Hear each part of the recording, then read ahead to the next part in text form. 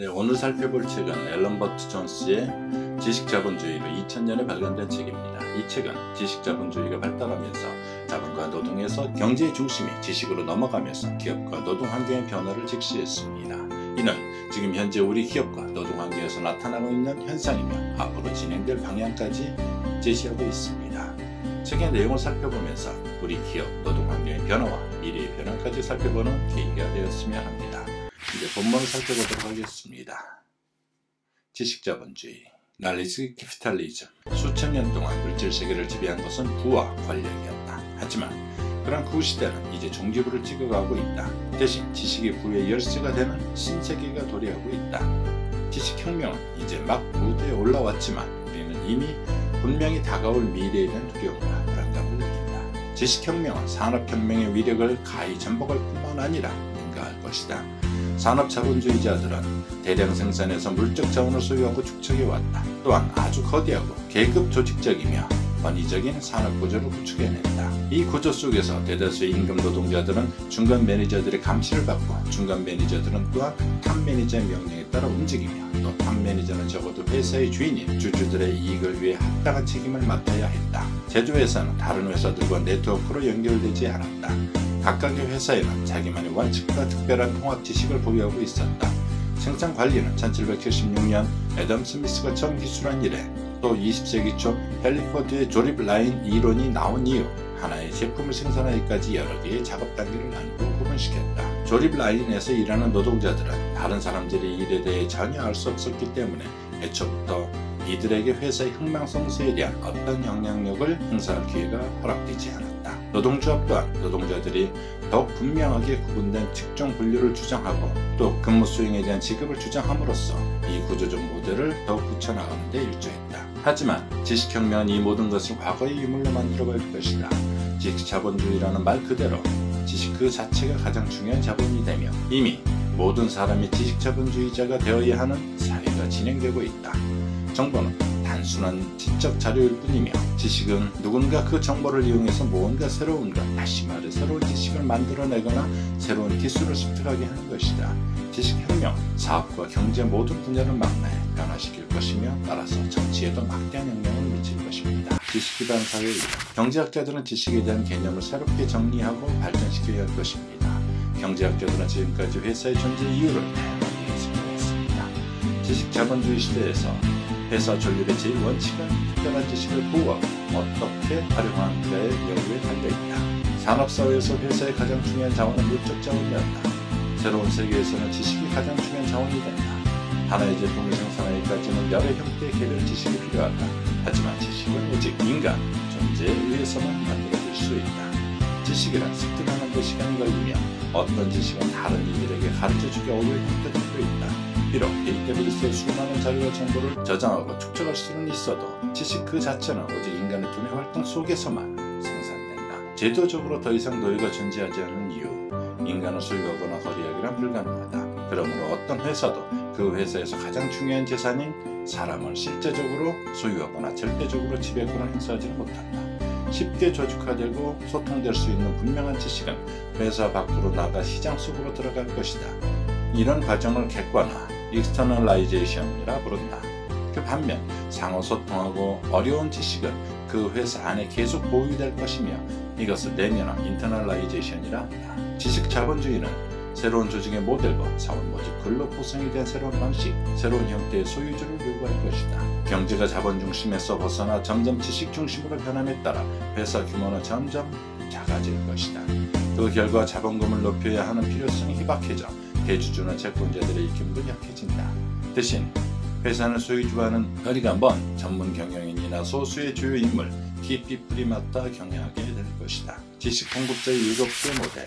고용이란 시대착오적이며 산업자본주의 세태에 따라 곧 잊혀질 유물이 될 것이다. 지식자본주의 시대가 정착하면 누군가의 지식이 매일 시장에 반영되며 지식을 가진 사람은 그것을 원하는 사람들 사이에 누구에게라도 지식을 팔게 된다. 어떤 회사의 중요한 지식을 가진 사람은 우선적인 권리를 행사할 뿐만 아니라 그들의 지식에 의지하는 회사의 전체 또는 매우 커다란 부분을 소유하게 될 것이다. 만약 이러한 소유권을 제공하지 않는 회사는 엄청난 불행 고갈의 고통을 당할 뿐이다. 고지식 전문인들은 소유권을 제공하는 회사를 찾아 나설 것이고 회사 또한 살아남기 위해 가장 중요한 재산이 그들을 끌어들이려 경쟁할 것이다. 반면 지식이 부족한 사람이나 또는 비교적 중요성이 덜한 지식을 가진 사람들의 가치는 떨어진다. 이들의 지식은 필요 원칙에 따라 그때그때 팔릴 것이다. 회사가 필요로 하는 지식 공급의 내용에 따라 다음 7개의 지식 공급 모델 분류가 가능하다. 앞에 3개는 내부 지식 공급원 (internalised이고) 나머지 4개는 외부 지식 공급원 (externalized다). 첫 번째, 핵심인 코어. 회사 전반의 사업 계획과 조직 개편, 조정에 필요한 지식을 소유한 사람들. 두 번째, 협조인물 (associate). 회사 내부의 재무, 마케팅, 생산과 연구개발, R&D 등 주요 분야를 조정하는 데 필요한 지식 소유자들. 세 번째, 주변인물 (peripheral). 회사 외부 공급원과 고객을 상대하거나 또는 아웃소싱할 수 없는 회사 내부 기능을 지원하는 사람들. 이들은 회사의 일반 조직과 운영에 대한 세부 지식은 있지만 마케팅에 대한 지식은 없을 가능성이 크다. 네 번째, 임시 고용인물 (flex hire workers). 행정, 보수관리, 비서직 등에서 파트타임이나 임시직으로 일하는 사람들. 선진국에서는 비용 절감을 이유로 파트타임이나 임시 고용인 채용 비율이 점점 늘어나는 추세다. 가장 중요한 이유는 수많은 회사간의 작업 보장의 표준어로 마이크로소프트를 생각해봐라. 어떤 기업이 독자적으로 가지고 있던 특별한 내적 절차에 대한 지식은 점점 중요성을 잃어가고 있기 때문이다. 임시 고용은 회사나 개인 양자 모두에게 적용된다. 임시 고용이 늘어남에 따라 회사 측은 임시직이나 파트타임 직원의 관리를 위해 내부 전문 조직이나 중간 조직을 유지하기보다는 아웃소싱을 선호하게 될 것이다. 노동자들 입장에서 파트타임 근무, 업무 공유, 임시직과 같은 것을 기업체에 고용되어 근무하는 형태로부터 지식시장의 자율적 경력을 지향하는 과도기적 단계일 것이다. 다섯 번째, 중개 서비스 종사자 (메디어트 서비스). 서비스업이나 아웃소싱 계약자들에게서 급료를 받는 사람들. 회사가 비핵심 기능인들을 아웃소싱하는 경향이 점점 늘어남에 따라 중간 서비스 종사자는 임시 고용인으로 배치될 가능성도 늘어나고 있다. 그에 따라 매니저는 어려운 도전에 직면하게 될 것이다. 매니저는 회사에서 어떤 지식이 중요하지 않고 또 어떤 지식이 아웃소스 될 수 있는지, 어떤 지식을 보고할 것이면 내적 공급원으로 만들 것인지 지식의 가치를 판단하고 결정해야 하기 때문이다. 일하는 사람들 또한 회사에 정식 고용되지 않고 중개인을 거쳐 임대 형식으로 일해야 하는 새로운 세계의 도전을 피해갈 수 없다. 쉽게 말해 중개인들은 탤런트 에이전시와 유사하다. 오늘날 에이전트 능력에 따라 연예인의 활동이 결정되듯 다가올 세계에서 일자리를 구하기 위해 다시 중재자들의 능력이 보존해야 한다. 지식의 공급을 조정하고 지배할 수 있는 사람들이 바로 이 중재자들이기 때문에 이들은 새로운 경제에 막강한 영향력을 미치는 브로커가 될 것이다. 현재 한 회사에 고용되어 고용주로부터 재정적인 도움이나 의료보험, 그리고 기술 습득의 기회 등의 특혜를 누리는 사람들은 앞으로 어떤 방법으로든지 이런 특혜를 충당할 방법을 찾아 나서야만 한다. 이 문제는 또한 조합 전문가들의 연합기구, 교육제도와 정부에게 새로운 도전장을 제시할 것이다. 여섯 번째, 종속적 계약자 (Dependence Contractor). 보유한 지식의 가치는 높지만 회사의 내부 지식 공급원이 될 정도로는 중요하지 못한 개인 계약자들 (프랜차이즈), 즉 하청 업체들이다. 계약에 따라 고용된 이런 사람들은 회사 크기가 축소되면 방출되는 것이 일반적이다. 하지만 이들 중 스스로 이러한 상태를 선택한 사람들도 있다. 종속적 계약자들은 경우에 따라 독립적인 거래를 할 수도 있다. 패스트푸드 프랜차이즈의 경우를 생각하라. 종속적 계약직은 특히 소매업, 은행, 식품 산업 등등의 분야에서 급속도로 성장하게 될 것이다. 일곱 번째, 독립적 계약직 (Independence Contractor). 회사에서 필요로 할 때만 가치 있는 지식을 제공하는 사람들. 개인뿐 아니라 주민이 회사나 작은 회사 등 기술적이고 전문적이며 특별한 서비스 지식을 제공해 독립적인 사업 네트워크의 일부를 제공할 수 있다. 이들의 지식은 마치 공예가나 디자이너, 운동선수, 연예인이 저마다의 방법을 가지고 있듯 설명하기도 어렵고 배우기도 어려워 공유하거나 나누기 힘들다는 특징이 있다. 대중매체와 컴퓨터공학의 발전으로 시장 접근 비용이 낮아짐에 따라 작은 규모의 지식 강화 서비스는 오히려 전망이 밝아질 것이다. 평생학습.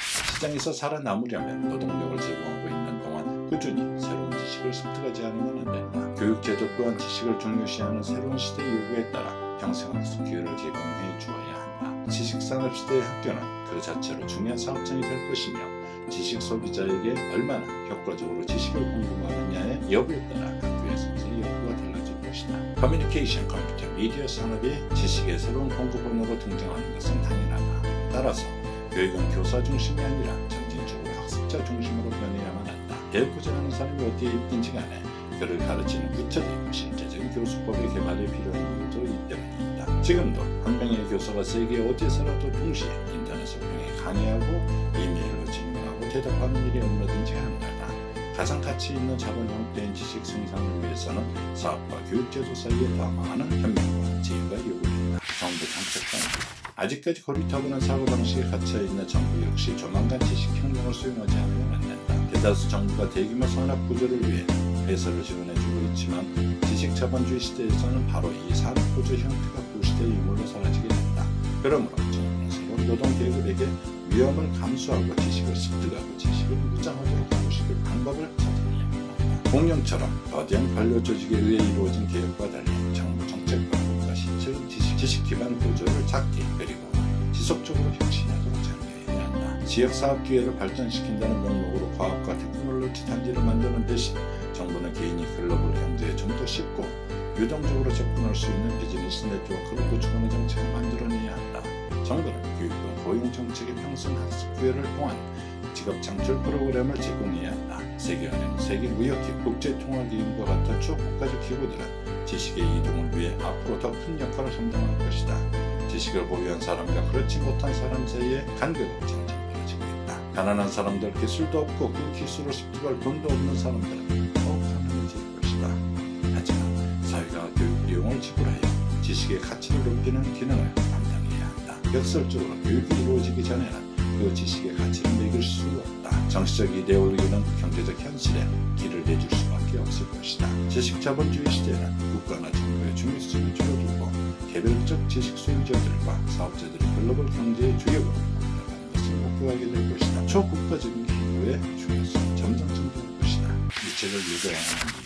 정보 시대가 도래하고 있다는 말은 이제 진보하기까지 하다. 그보다는 이제 정보 시대의 가장 중요한 요소는 사람이라는 말이 더 기술을 뜻하다. 조직을 성공적으로 이끌려면 어떤 정보 기술을 사용하느냐가 아니라 능력을 어떻게 발전시키고 지식을 어떻게 활용하느냐가 관건이 되었다. 이 책은 정보 시대에 적합한 조직을 건설하기 위해 경영자와 관리자는 지식과 사람을 어떻게 다뤄야 하는지 그리고 각계의 이런 정보를 어떻게 관리하고 발행해야 하는지를 다루고 있습니다. 정보 시대에 뒤처지지 않고 생존하려면 반드시 읽어야 할 책이라고 생각합니다. 항상 좋은 책과 함께 할 수 있길 바라오며 지금까지 감성 빗길 감디였습니다. 감사합니다.